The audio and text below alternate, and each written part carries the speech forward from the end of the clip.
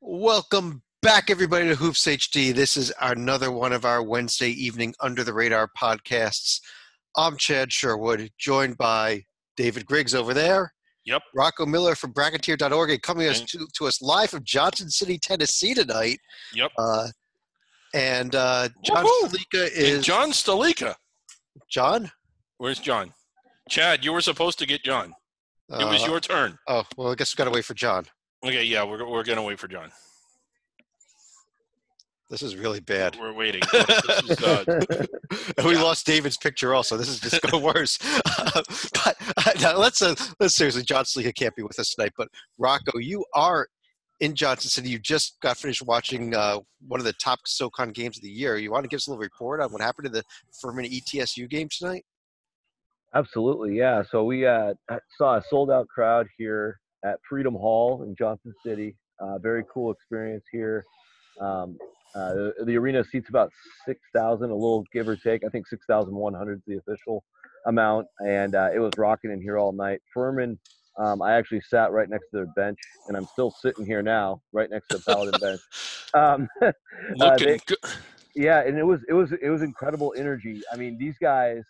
I mean, sure, they might not be all Power 5 caliber players, but there are certainly a few of them on each team, and they just really got after each other. I mean, and no matter, to Furman's credit, no matter how many times ETSU started to pull ahead, they would fight right back and get back in the face of ETSU, hit a big three, draw a charge. I mean, it was very much like a heavyweight fight for SoCon standards. Of course, ETSU did win 75-66. I'm very impressed with ETSU's mini weapons. Rodriguez was one of their best players, but he's been injured since January. And now they really spread the love around between Bo Hodges and Boyd and Tisdale and the 7-foot Dutchman, Nagesson. So I think that it made it really hard for Furman to know where the next attack was coming from. And it kept them guessing, and ETSU did just enough to keep them off balance and maintain the lead all night. Well, I'll tell you what, I'm going to throw the SoCon standings up on the screen here. We'll get back into the regular portion of our Under the Radar show. But Rocco, let's ask this the big question we have with ETSU: should this team win out the regular season, make it, but lose in the SoCon tournament, especially if it's to this Furman team or to Greensboro? Is this an at-large quality team? Does this team get a bid? I think they do. Right now, they're sitting in the top 45 of the net. I think the net ends up becoming kind of a big deal because they only have a small sample size against the top couple quadrants. But with teams like Furman and Greensboro, perhaps another game or two or three against them still ahead, and tonight's win, that starts to add a little bit more to the resume that is relevant.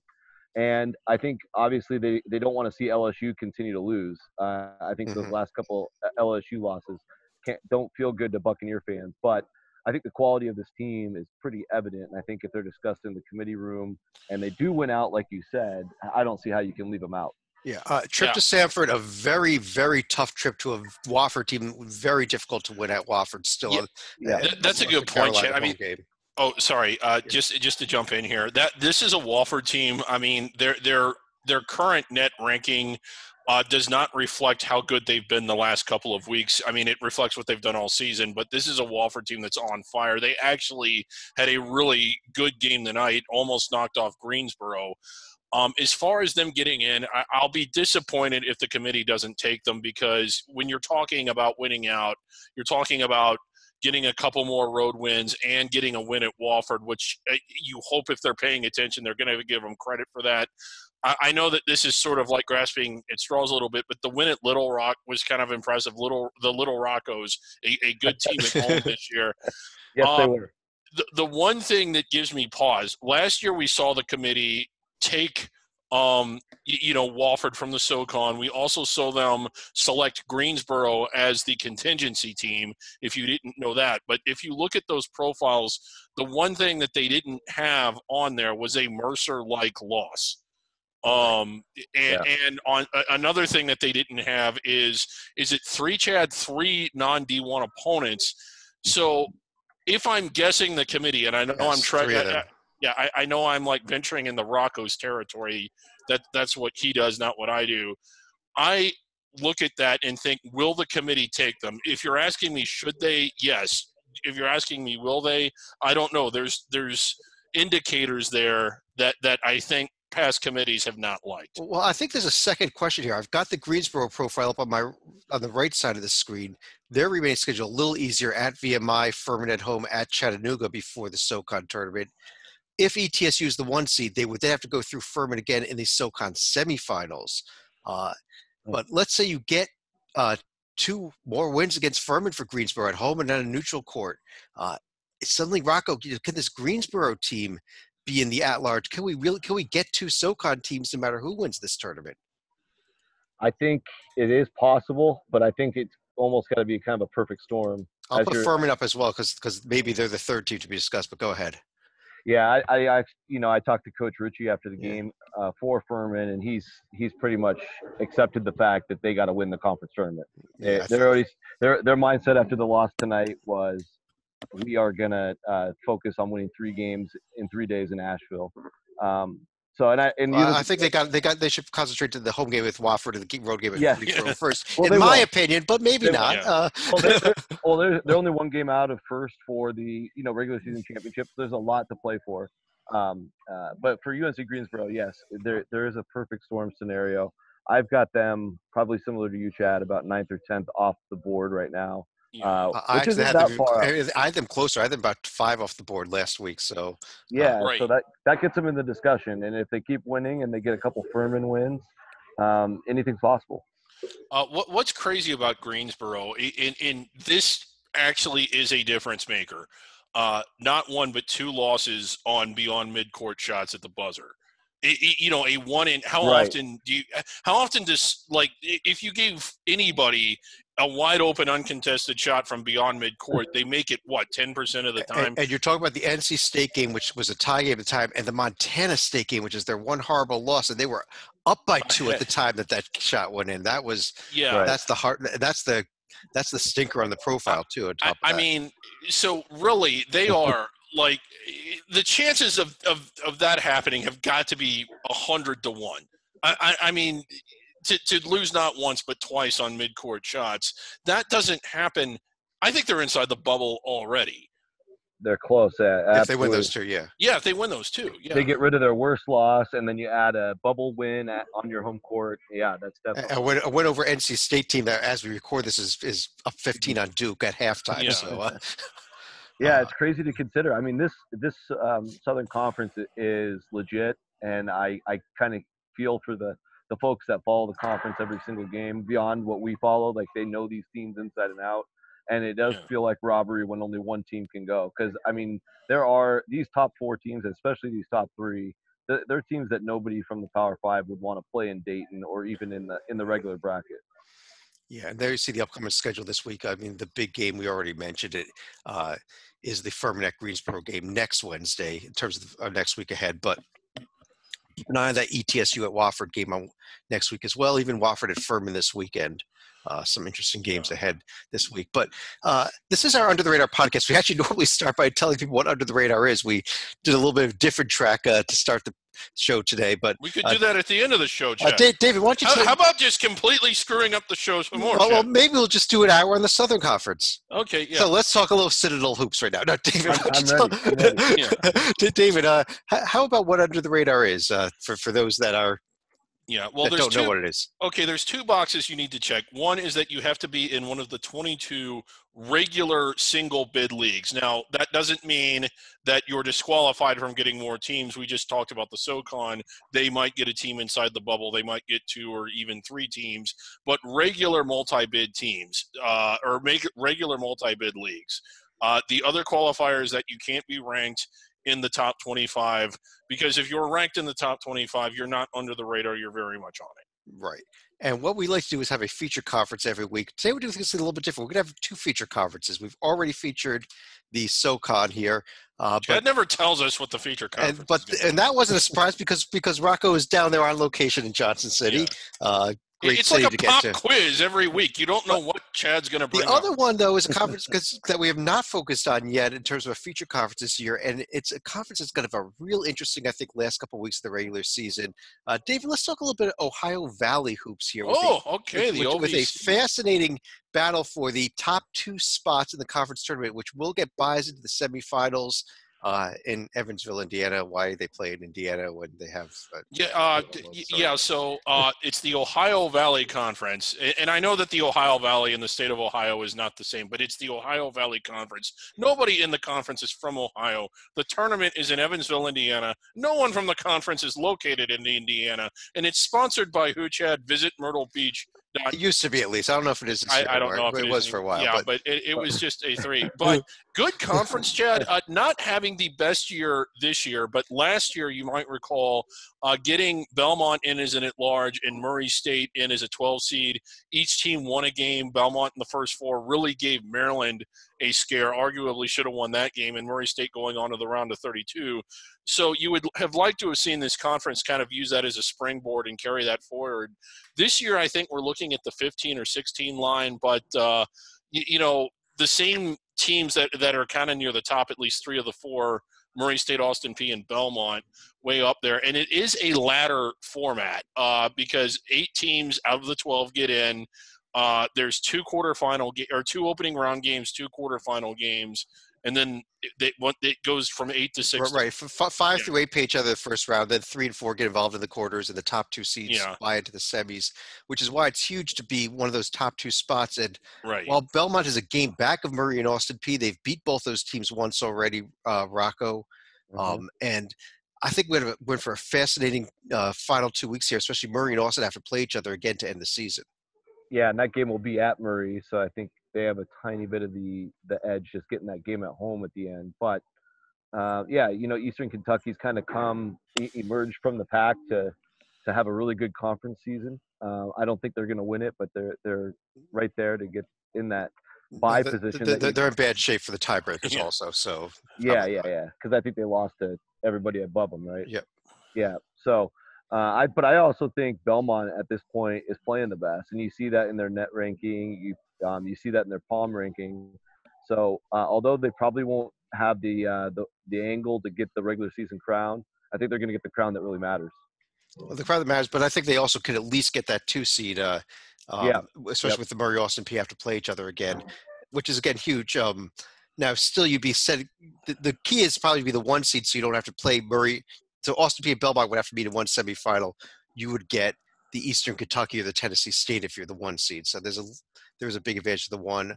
David, there's also there's an interesting battle going on at the bottom, but the middle of this conference here. Only 8 teams make it, as you mentioned. You've got 2, 5, and 9, and 3, 4, and 10 teams battling for those last 2 spots right now. You do, and I mean, and that's one of the things. Essentially, you've got a logjam with 5 teams trying to fit into 2 spots. And again, there's 4 games left, so at least as far as elimination goes, very high stakes these last couple weeks. Yeah, and the funny thing. Go ahead, Rocco. I was just going to mention the funny thing is SIU Edwardsville, although only winning 4 total conference games, they've actually beaten both Belmont and EKU.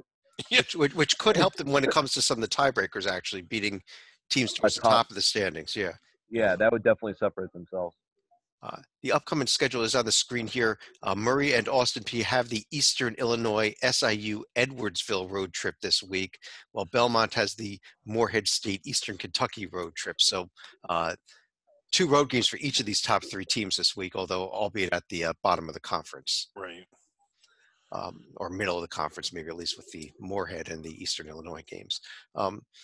Let's go through the rest of the leagues, though, and let's go all the way back to the America East, where we've been, we started the season pretty down on this Vermont team. Rocco, I'm very high on them at this point as they are just rolling, absolutely crushed Binghamton over the weekend. Yeah, they look really good. They've come together the way we thought they would before the season started. And I think, if I'm a Vermont fan, I'd prefer it this way because you want your team playing well February, March as they get ready for a potential upset or 2 in the big tournament, NCAA tournament. So that bodes well. They do have a big one coming tomorrow if I'm allowed to jump ahead. Jump ahead, go ahead. Yeah. There's only 4 scores on the screen there, and none of them were really that important, so go ahead. Yeah, so they'll go to Stony Brook, the team that came into Vermont and ate their lunch. And Stony Brook, I've been following their Twitter ever since they won that game, and they got a big red out planned. It should be a really cool atmosphere tomorrow night at Island FCU Arena in Stony Brook. Yeah. Now, question. Like, I know because Stony Brook won that first matchup. Yeah. If they split, does Vermont clinch tomorrow? What is the tiebreaker? Do either of you know? Because Vermont will essentially have a 3-game lead with 3 games to go. I think Vermont might need to beat UMBC because when you split in those cases, I'm not certain that they necessarily clinch because it could come down to how you did against the 3rd place team, 4th place teams. Okay, yeah. I'm not good, and those spots are still up in the air between. Yeah, but either way, like Vermont wins tomorrow, even if they don't technically clinch. I think it's practically theirs, and if they lose, then Stony Brook still has a shot at it, and it is important. Also important, Chad, is that 3rd, 4th, and 5th place. 3rd, 4th, and 5th place is important there, although that's looking like Albany and Hartford because there are home games. The entire conference is played on home courts of the higher seed teams. So being 4th seed, you get a home game against the 5th seed. Huge advantage there for a team like Hartford. Also, the battle of the bottom between Maine and Binghamton. Only 8 teams make this conference tournament. Somebody will be eliminated during the regular season, and it's normally Maine, and it may not be this year. Yeah. One more question. I know we got to move on, but are we dispatching Lee Del Vecchio to Hartford if they? I think we have to. Yeah, I think we have to. We were dispatching me to the Metro Atlantic. We'll get to that in a little while. The Atlantic Sun Conference, though, David, when you look at the standings, technically the best team is not officially in first place, although they're tied in the loss column. They're losing the tiebreaker as well, though. But Liberty seems to have righted the ship in the last couple of weeks here. Yeah, absolutely, and it's looking like the team that we thought that they would. I know some people are saying they're on the bubble. I honestly am not seeing that at all, but I do think that they are the dominant team in this conference. The 2 losses they have are somewhat inexplicable, but you got to keep in mind they're still in that battle with North Florida. They have to win that game. It's tomorrow night. Yeah, it's tomorrow night. If they don't, they essentially have to go in the conference tournament. If it plays out, they'll have to go there and potentially, win a game that they really looked bad in earlier in the year.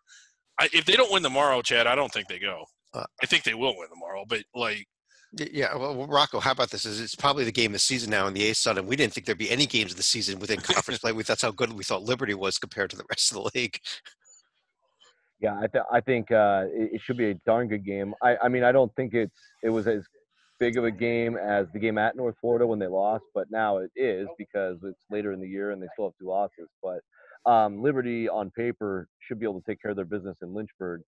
Interesting stat, though, that I did hear on North Florida a little bit earlier is they are number 1, and Joby might be able to back us up here. But for those people that are interested in Vegas odds, they are the number 1 team to bet on all year. I think they're 20-6 against the number. So definitely surpassing the fine folks in Las Vegas's expectations. And a really very good team, senior-laden team capable of winning the ASUN bid. Yeah.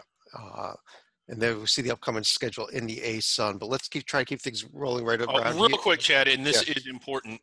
Kennesaw State, if they lose tomorrow, they are the first team off the survival board. Correct. If Kennesaw State loses tomorrow, they will not make the ASUN tournament. I'm going to put that back up for half a second here because you see that North Alabama is ineligible as a transitional team.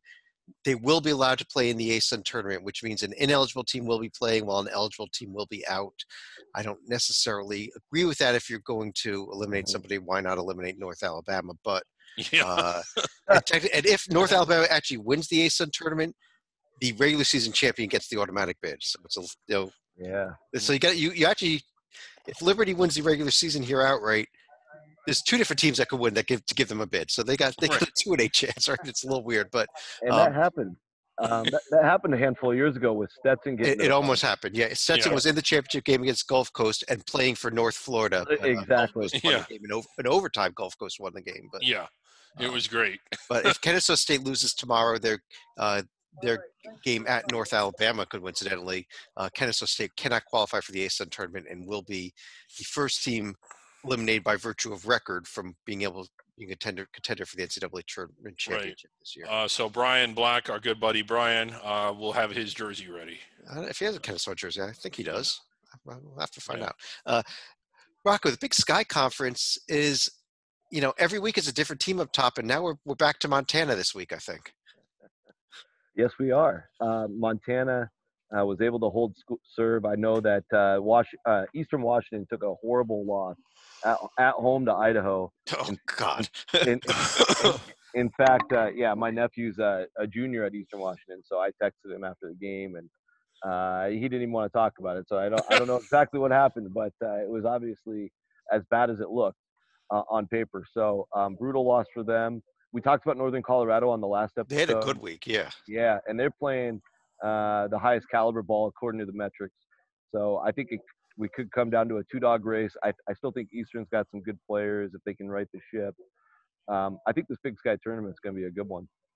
Yeah, I agree. I agree with you there. As you can see, Northern Colorado hosting Southern Utah at Idaho State should be able to get 2 wins this week, while Montana, they're at Montana State in a rivalry game this weekend. Montana State team that we talked about was one of the teams that beat Greensboro at the beginning of the year. So, again, but we're talking. It's just still amazes me that Utah State. It still amazes me that we're talking about this Montana team as a potential NCAA tournament team when they lost a home game to the Ore Diggers of Montana. The Ore Diggers, yes, the Ore Diggers. But David, how about a little Big South action here? This is a conference where Winthrop was ready to run away with it. Then they lose last week the home game to Radford, and then followed it up with a loss at Gardner-Webb to tie things up in the loss column at least. Right. Really just a disastrous week for Winthrop. They were in a situation where they could have gone 3 games ahead with, 3 games remaining. And they almost lost at Presbyterian over the weekend. It was a 1-point win, and Presby led a lot of that game. Right. So, after looking so good all year long, and all through Big South play, just having a horrendous week, and you've gone from thinking, boy, could this team make somebody sweat in the round of 64 if they get there, to thinking, are they even going to get there? And this is big because, as we come down the stretch, home court advantage is determined by the first place team, and Radford is tied with them. They split during the year. I don't know what the next tiebreaker is. I guess it would be Gardner-Webb. What the next tiebreaker would? Again, I'm not versed in the deep tiebreakers here. But the upcoming games this week, Radford is at home against Asheville at Upstate, so they've got a fairly easy. Two middle of tier teams. While Winthrop is hosting Hampton. They're hosting Hampton. I think that's their only game this week, if I'm correct. I believe it is. That would actually even things up because Winthrop has played one more game so far. But,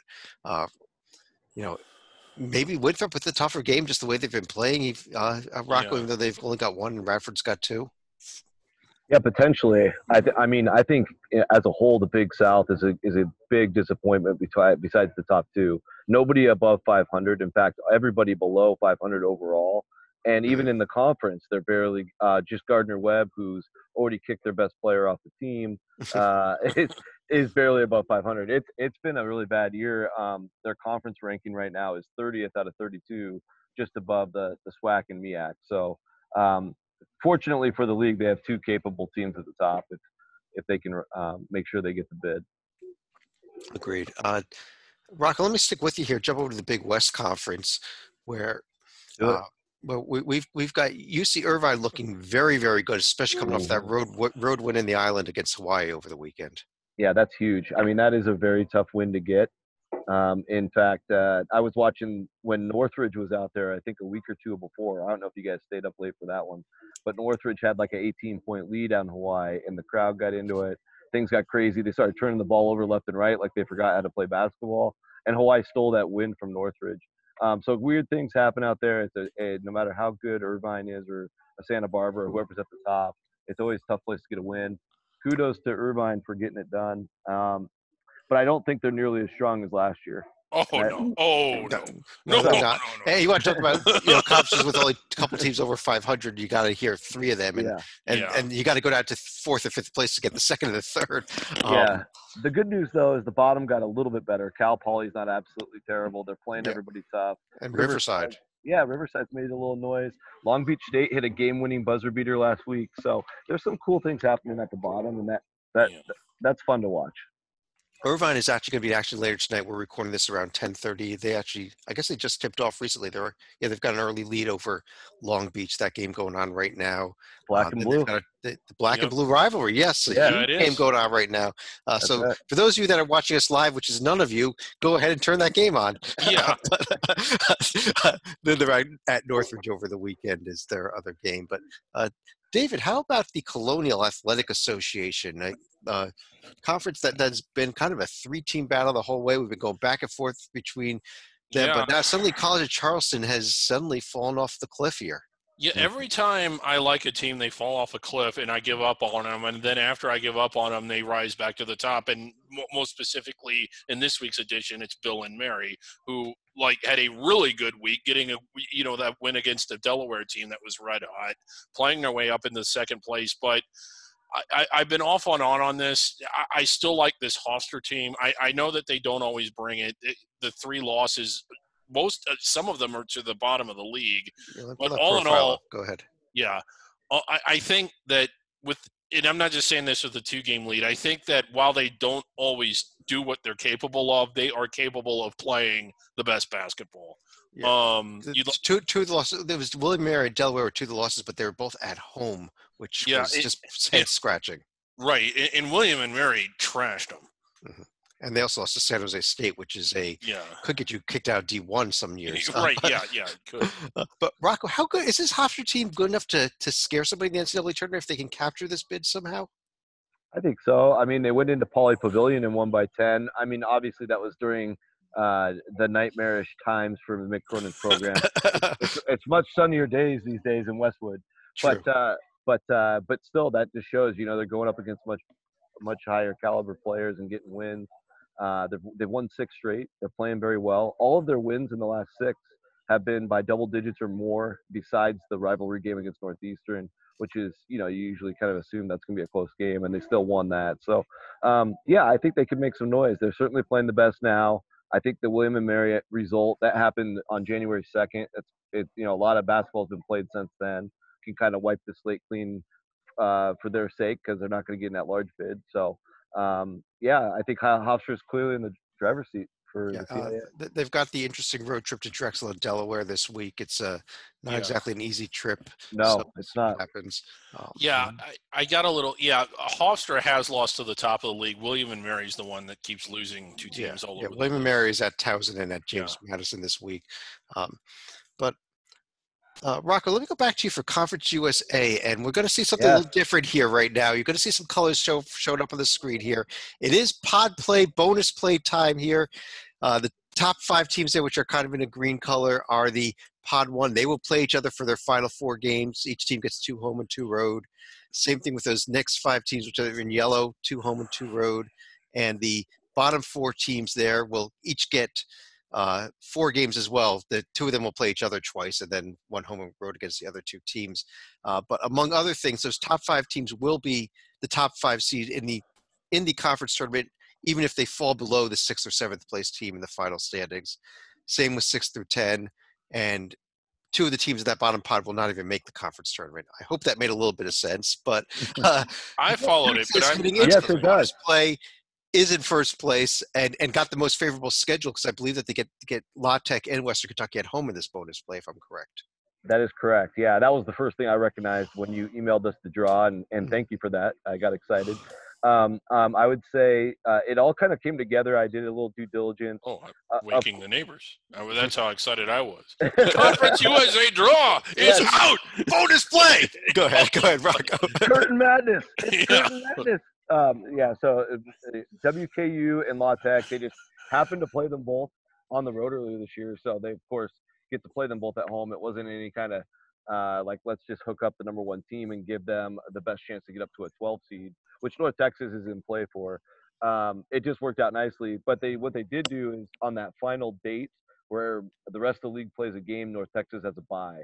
So that's going to give them a few extra days of rest before the Curtain Madness that we love. And not only that, they're going to play. They have the closest proximity to Frisco out of any team in the league, so they're going to have a lot of fans, I assume. Hanging out with the Curtain.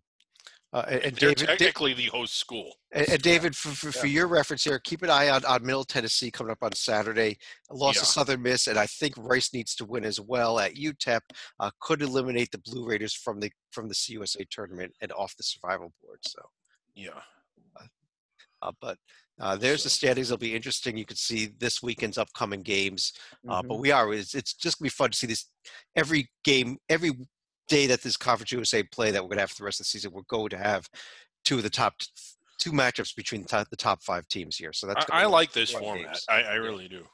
And just one final thought on the league. It would just be incredible to me if UTEP, with all the talent they brought in and the hype they had coming in the year, beating Texas Tech in an exhibition game, also beating both New Mexico schools. I think they beat University of New Mexico twice. Yeah. To come and just fall, they've had an Evansville-like collapse. Not quite as bad as Evansville, but almost. They're not quite as bad as Evansville, but they might not even get to go to see the Curtain after what we thought was a possible league contender for the title.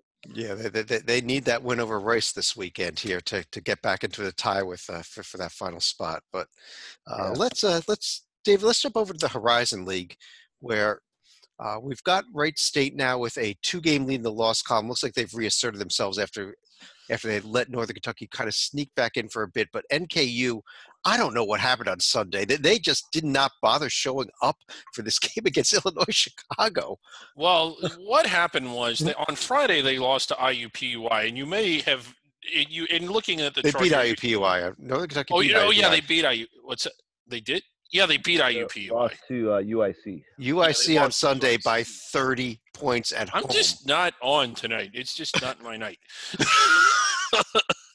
But UIC just drubbed them, and I don't know. So I mean, I guess that the uniform showed up, but the players didn't. It was ugly, but at this point, it is absolutely Wright State's conference to win. And let me ask you the question again that I asked with Hofstra: is this Wright State team dangerous when we get to the NCAA tournament? Should they obviously win the auto bid, which they're going to need to do? No, that's probably one of the 10th or 11th wonders of the world, because Wright State's the only team in the country that hasn't played a quad 1 or 2 team. Let's look at that profile real quick. Go ahead. Yeah, it is remarkable. It is one of our favorite profiles that we've ever seen. And I think it's more of an anomaly. Wright State usually has a couple tough games in November, December. It didn't work out blank. This year. It is completely blank. Now, there's a lot of quad 3 losses, unfortunately, but exactly. So you would think just this is where you got to really bank on systems like the net and the KPI and the J&G. So based on where they're at there, if they play a perfect game, we know they got some capable players, Loudon Love and Bentley and some of those other guys. They've got some capable players. They could maybe pull off a nice 13-4 or 14-3 upset, but they'll need a perfect game, I think. I agree with you. Let me stick with you, Rocco, and jump over to the Ivy League as well here with a very interesting, because only 4 teams make this conference tournament, and looks like we're set up for a 5-team battle over the final 3 weeks of this conference season. Yes, we are, and it would be pretty interesting if Harvard somehow didn't get to their own tournament they're hosting, which is a very interesting storyline in itself. Princeton, I think, is punching above their weight, and they're hanging tough. I said the only reason that Yale lost to Penn on Saturday was to keep Penn in the tie with Harvard and help Harvard not make the conference tournament. It's a very strategic, very smart Ivy League level loss. Yeah, I mean, they have a lot of data scientists there, and I'm sure they have one on the staff, maybe multiple. And they're like, halftime, hey guys, Harvard, this doesn't help Harvard. Let's go ahead and lose this one. Yeah. But yeah, no, I have no idea. I think Yale's a strong team, as we've said. It's just that Friday, Saturday back-to-back situation. The chances that you're going to come out flat one of those 2 days is pretty high compared to having a day or two off. So you're going to pick up some losses in a format like this. And it's going to be down. They're only going to do it 2 or 3 times next year. They're going to spread the season out a little bit wider. So the back-to-back nights, it's still going to exist, but not for the entire 6-week stretch that it is that's been since 1925 or whatever they started this. But it's a little sad that they're getting rid of it. But yeah, I know. It's just David, this week Yale has the Cornell-Columbia trip, and I guess we should mention Princeton at Harvard, maybe with a big game of the. Yeah, that one's real big. Is because Harvard and Harvard on Saturday, obviously. Yeah, I mean Harvard. Well, they're all big. Harvard trying to stay above the mid-level line, and again Columbia. Another thing, just to point this out, they could be going out if they lose both these games. They could. And Brown with the Columbia Cornell trip as well. And we know when we talk about Brown, we are talking about the 2019-20 Ocean State Tournament champions. I'm glad you brought that up. All the more pressure is on, is on Harvard here, because if there is a tie, this is the tiebreaker. Well, but look at who Brown beat. They beat a Rhode Island team that we're all projected to be in the NCAA tournament. Yeah. They beat a Providence team that is currently leading Georgetown and could be an outside contender for an at-large bid as they keep winning games. And Bryant could always win the Northeast Conference. They could have knocked off three NCAA tournament teams in this event. What about Johnson and Wales? Johnson and Wales could be in the NAIA or whatever. Yeah. So just a big moment winning the Ocean State tournament. But Penn, Harvard, right now, why do you have Brown in fifth? Shouldn't they be in third? They won the Ocean State tournament. I think it goes by overall record as the first tiebreaker there, which might be by fewest losses overall. I don't know. Yeah. How about the Metro Atlantic Athletic Association Metro Atlantic Athletic Conference?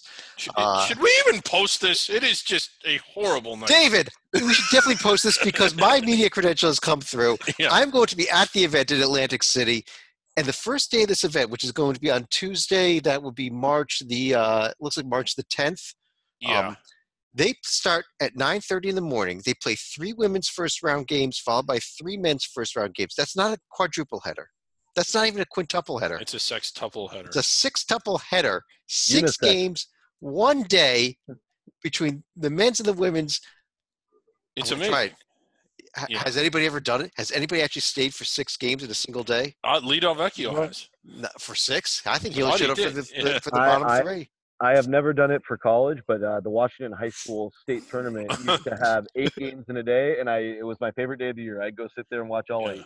Yeah, the NAIA has 8 games in a day. So keep an eye on our Twitter account on the 10th. I'm going to be tweeting from the games. I'll be posting from the games. This should be a ton of fun this day. I don't know how much more the tournament I'm going to be able to make.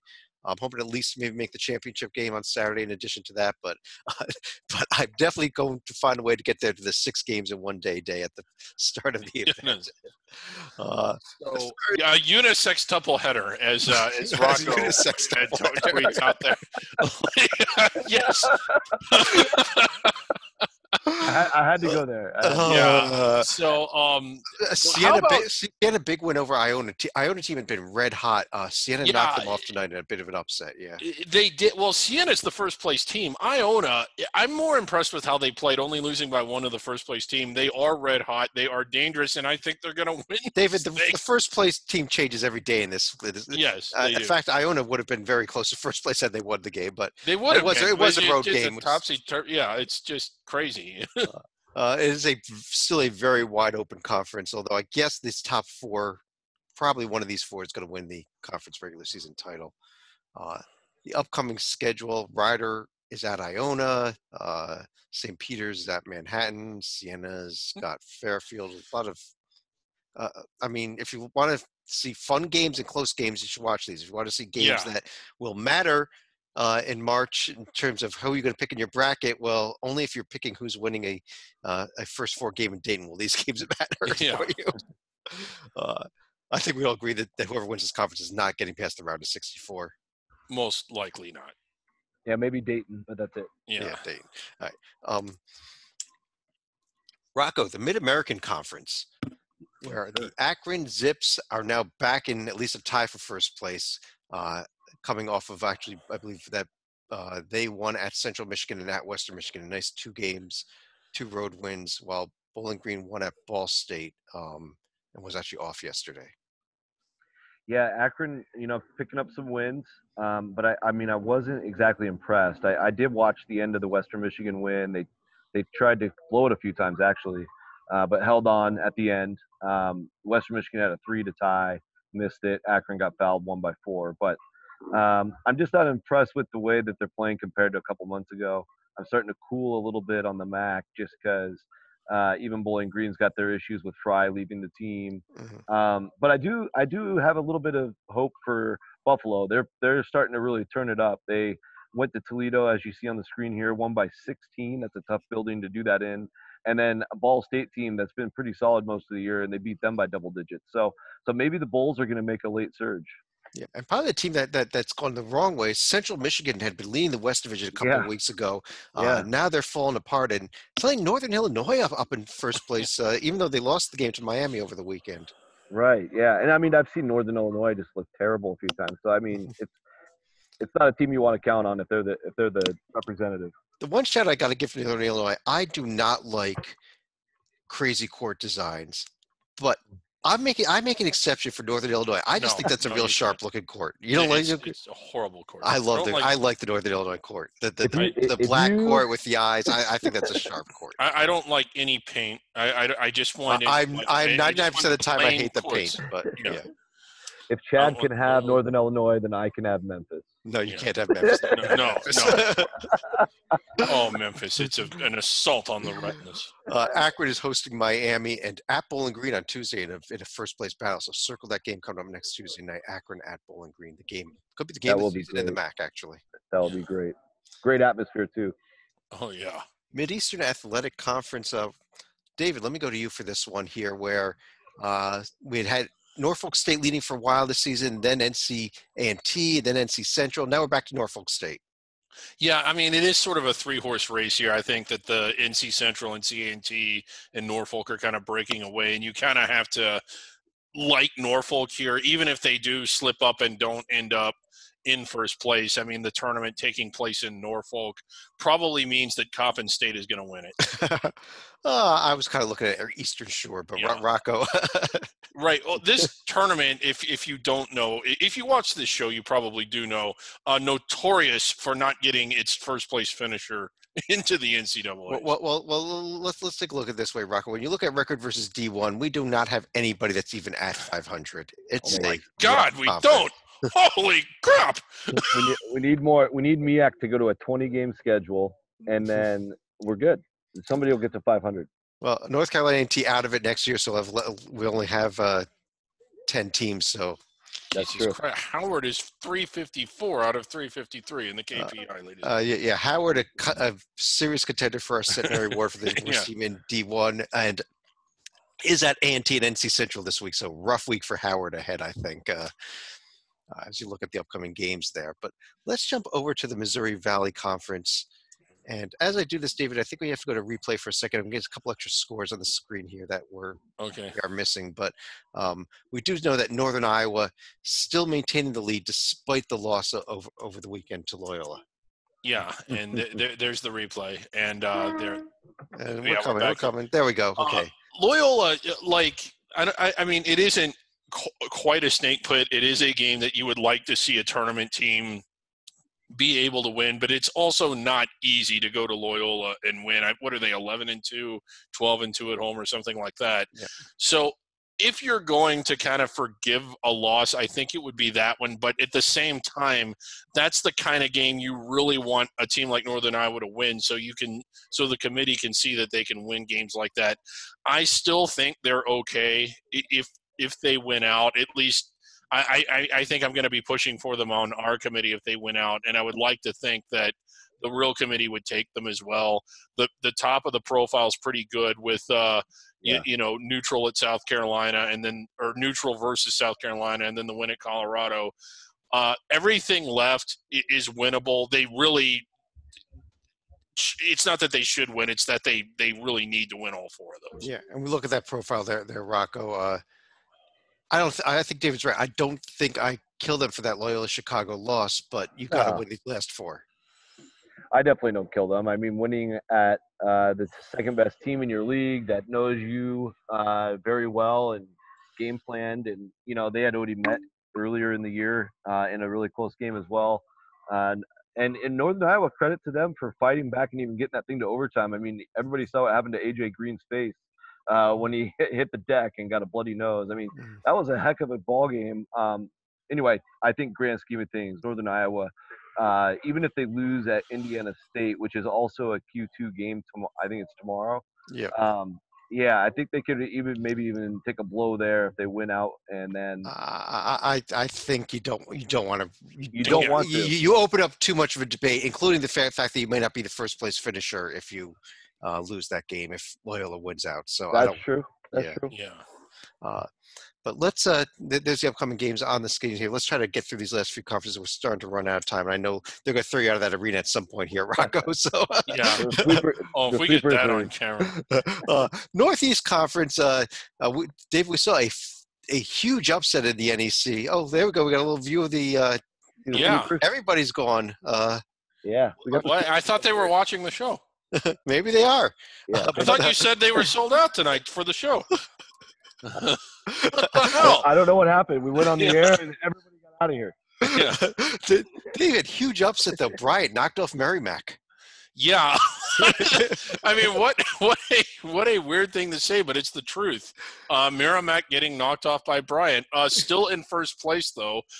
It's been a while since a transitional team won a conference, and I don't think a first-year transitional team's ever done it. I don't think they've ever done it. This is, they've still got a game lead over SFPA and Robert Morris. And the stunning score, I thought, of Rocco, was SFPA absolutely crushed Robert Morris at home last night. Yeah, that's a good rivalry in the two Western Pennsylvania schools. Mm-hmm. You go out to Loretto. I've never been there personally, but from what I hear, it's a tough place to go get a W, and they were amped up for Robert Morris, and they played like it. And that gives them the lead, I believe, to go for that one seed. Obviously, Merrimack not in the NEC tournament, so you get that one seed in all the conference tournament games at home. Yeah, and SFPA, not a bad non-conference either, so they could actually maybe play themselves into one of the better 16s or even a 15. Yeah, I think you're looking at, the ceiling here might be a non-Dayton 16 seed type of spot. Yeah, unless there's some real mayhem in championship week, which is always possible. Yeah, SFPA has LIU coming up on Sunday. That is their only game this week. While Robert Morris is going to be hosting Mount St. Mary's and at Fairleigh Dickinson. Survival Board warning: Central Connecticut at Wagner on Friday night. If they lose, they are done. Yeah. Okay. Patriot League. We saw, as we record this, just one final. It's not on the screen there, but Colgate picked up another win. They are now up to 12-3, knocking off Lehigh in a game that was significantly delayed because Ivan Noskis for Colgate pulled a Daryl Dawkins during pregame warmups and smashed the backboard. Rocco, I don't know if you've seen these. I haven't been able to see any video of it, but there's been some photos on the internet of the smashed backboard. It was a complete send it home Jerome backboard smashing. 45-minute delay and started the game tonight. But Colgate, David, did pick up the win. Now two-game lead. They're 12-3 actually, so a full 2-game lead in the conference with only a couple games to go here. Yeah, and again in the driver's seat, I think they got a 2-game lead with 3 games to go, so they're very close to locking up home court. Yeah, and we'll take a quick look at the upcoming schedule here in the Patriot League. Colgate with those new backboards. We'll actually we'll be hosting Holy Cross on Sunday, so we'll see if the backboard survives that pregame warm-up. This Colgate team is interesting. They are. Yeah. They are, yeah. And I think, if last week's show, Loyola fell short against American, but they did beat Colgate over the weekend with Aldama. And then tonight they beat Army. So now they've gone from, I think they were 2-8 at one point. They were 1-8 at one point. Now they're 5 of their last 6 up to 6-9. This team is they're not winning by a lot, but they've got a lot of talent, and so this is going to be really interesting. The other game, obviously, to look forward to is Saturday, Army-Navy game. Always a great game, always tons of fun, and an Army team with still a shot at the 4 seed and at least a quarterfinal home game. So keep an eye on that. Rocco, over in the let's go Southland Conference next, I think. Right. But that's not the Southland, that's the Southern. Let's go Southland Conference. Yeah. We love the Southern. We do love the Southern. Here's Southland had a bunch of games tonight, and SFA cruised past Central Arkansas. I believe they struggled with Central Arkansas their first time they played. They did. They did not struggle tonight. Well, good. Yeah, good. I mean, I think Stephen F. Austin obviously been a big Twitter topic for a couple of days now. Thanks to Ken Pomeroy, yes. Yeah, thanks, Ken Pom. But no, it's just take care of their business, like Chad, like you've mentioned a few times in those conversations. Take care of your business. Don't lose in the Southland tourney. You're close to home. Get the job done in Katy. You get to buy into the semifinals, so you only have to win 2 games in that tournament. Yep. It's not a bad deal. And I understand the argument here is that look at the number of wins, 23 wins. Look at the fact that they won at Duke. But I look at it and I say, who did you schedule non-conference? And instead of going out and playing road bye games other than Duke, Rutgers, and Alabama, 2 or 3 of which you lost, this team went and scheduled Drexel at home, North Carolina Central at home, Niagara at home, Louisiana Monroe at home. They scheduled three non-D1 games at home. David, that's why this team does not deserve an at-large bid, and especially because you're going to lose to somebody else in the Southland Top tournament to need one. Yeah, well, I mean, who knew that those – you don't know how good anyone's going to be at the beginning of the year. You don't know that those are going to be – hasn't had a winning season in 10 years. Yeah, they were going to be good. Come on. Well, who knew that those teams were going to end up being D2 teams? So they just made a mistake. They thought that Paul Quinn was a D1 team. Yeah, I mean, just simple mistake. Torno, yeah. But there's a Southland. Obviously, what Stephen F. Austin absolutely has to do is, if there is an at-large bid argument, should they slip up in the Southland tournament, they've got to win the rest of these regular season games. At Incarnate Word on Saturday.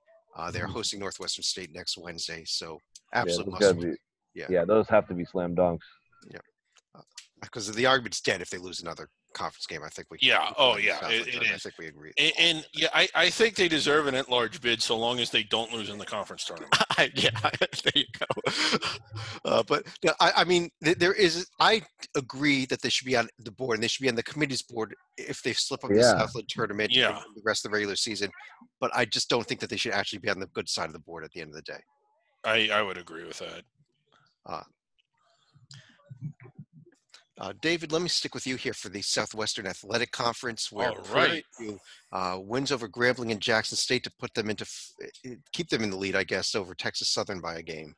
Yeah, looking pretty good, and it's kind of an exciting race. 2 rivalry teams kind of in contention for first place and an NIT bid. So, if something goes sideways in the conference tournament, at least you're guaranteed some sort of postseason basketball. But Prairie View won it last year. I've kind of gone back and forth between them and Texas Southern. Next week I might say something else, but I kind of like the way this Prairie View team's playing. And I don't know if you've noticed this, Chad, but their last couple games on television, they've got the court turned right side around. Not upside down anymore. Actually, the team I've been keeping an eye on here, and I've mentioned them a couple times already, Alabama State, been red hot. They've been sliding up the standings here. Real good shot at getting a home game now in the first round. By the quarterfinals are at home courts. They get to one of those top 4 seeds. I think they can do it. And then beyond that, the semis and the finals are in the state of Alabama, in Birmingham, on UAB's campus there, I believe, at Bartow Arena. So in big – oh, wait, I'm sorry. 1, 2, 3, 4, 5. Never mind. I was looking at the RPI. I was about to say half the teams have made the top 300, but not in the they haven't. Rocco, the Alabama State this week, they've got Southern at home and then Alcorn State at home. I mean, I couple more wins. And that's the 2 teams that are right there, the battle for the third place. When Alabama State's in the NCAA tournament, you can all know that I'm the one that told you they'd be there. Well, I know they played like a really amazing week where they blew the top 2 teams out, and I'm trying to wonder what they had to eat or drink that week. One of their players was out for a good portion of the season. He's not a top scorer. I think it's their point guard though, and he's now back and healthy. That helped. Made a big difference for them. Can you play for Washington instead? 5 straight wins. You don't normally see 5 straight wins out of the SWAC. And little bit of trouble getting D1, getting top 3 tier wins, but yeah. What are you gonna do? You don't get the opportunities in this SWAC for that. Prairie View is at Pine Bluff in Mississippi Valley. Texas Southern has they're travel partners. They have the same two teams, just in reverse order this week. Mm-hmm. Summit League, we had a few games go final. It was actually a big night tonight, Rocco, in the Summit League, including North Dakota State there. We see they won at South Dakota. Not on the screen, South Dakota State won at North Dakota. So actually South Dakota State has a half-game lead right now. And I think, we agreed last week that those two teams are playing the best basketball. Yeah. South Dakota, I think, is pretty dangerous. They've got the best three-point shooter. They had a bad week, though. Real bad week. After I talked about how I thought they were dangerous. Yeah. Was that Oral Roberts game in Tulsa? That was in Tulsa. Yeah, they lost in Tulsa, and then they lost tonight at home to ND State. Yep. Okay, got it. Yeah, I still think they're going to be a team to reckon with in the tourney, no matter what their final record is here in the league. They're not going to win the regular season title, that's for sure, but they've got shooters, and they've got a good starting five. I saw them play a couple times in non-league, but I do think NDSU, SDSU deserves all the credit. And that has a real good chance to end up being your Summit League championship game up there in Sioux Falls. It does. The upcoming week here, we see North Dakota State is at North Dakota, South Dakota at South Dakota State, kind of the reverse of what we did tonight, happening over the weekend.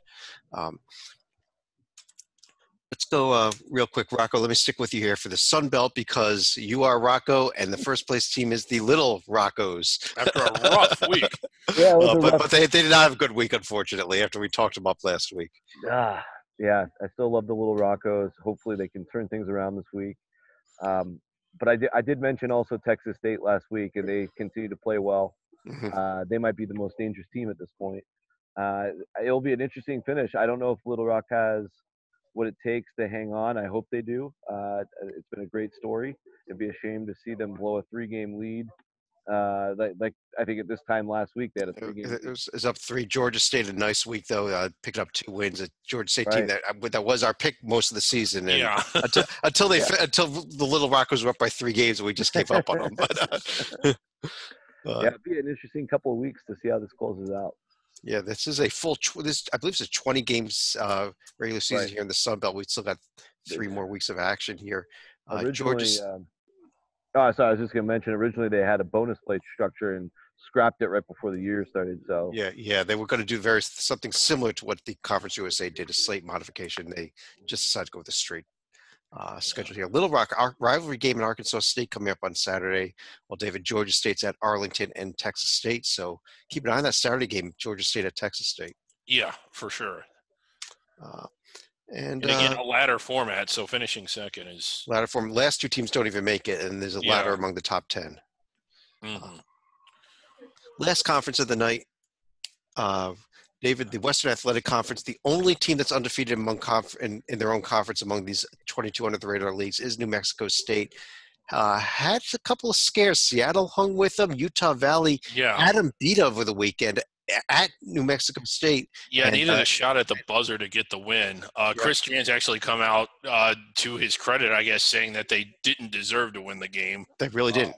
Utah Valley outplayed them that entire game and still lost. It was a shame. Yeah, but we're getting to the point, they were 16-0 last year, ran through the conference tournament at 19-0. This is 31 straight wins. And I know that they won the conference tournament the year before that. Or I'm sorry, no, they were 15-1 last year.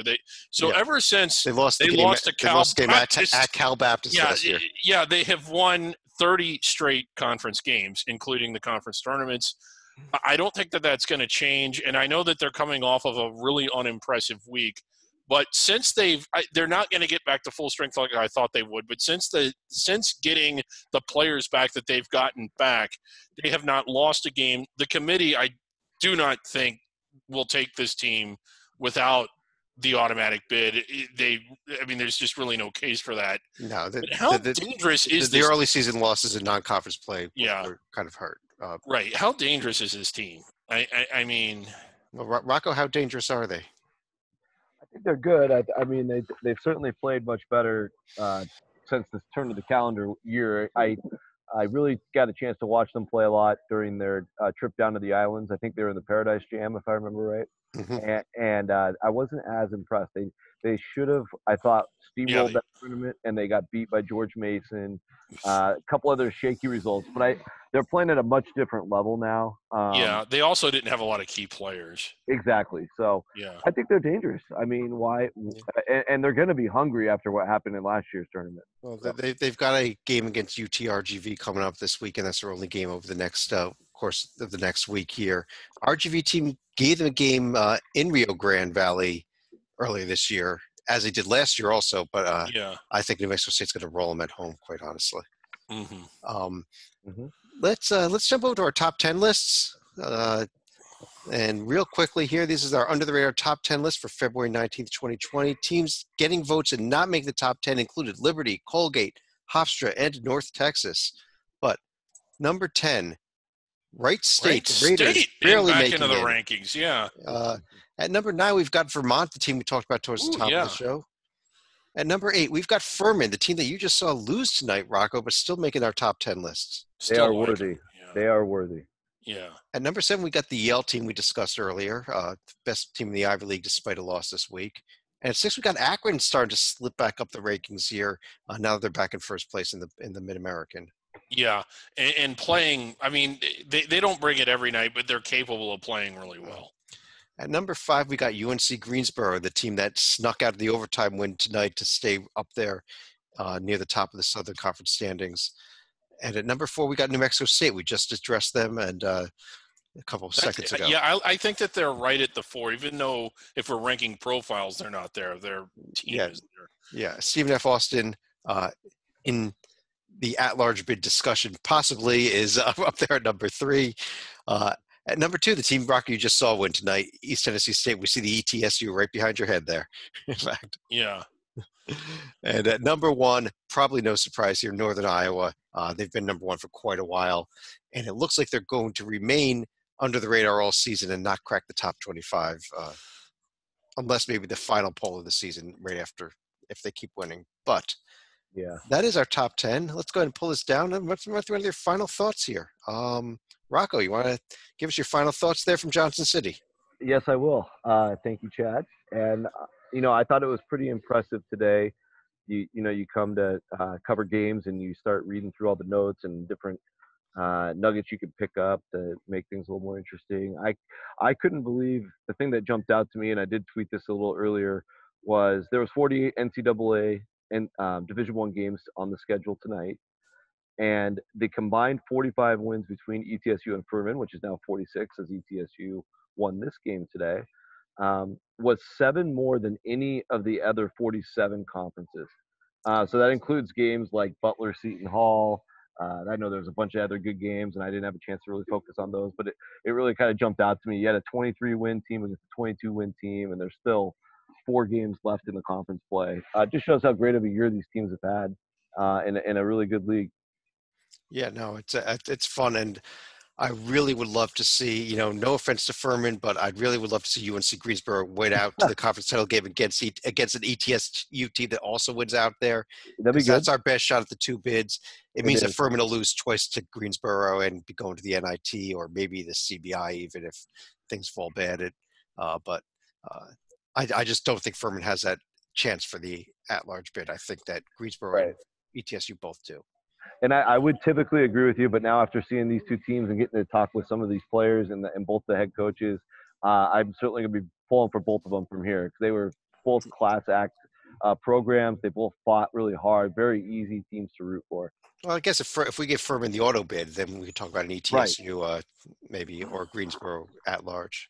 Correct. 3 bids. Can we get all 3 of them in? I want it. Let's do it. I don't know if it's possible because of the fact that they replay each other so much in there. But David, you want to finish out the show?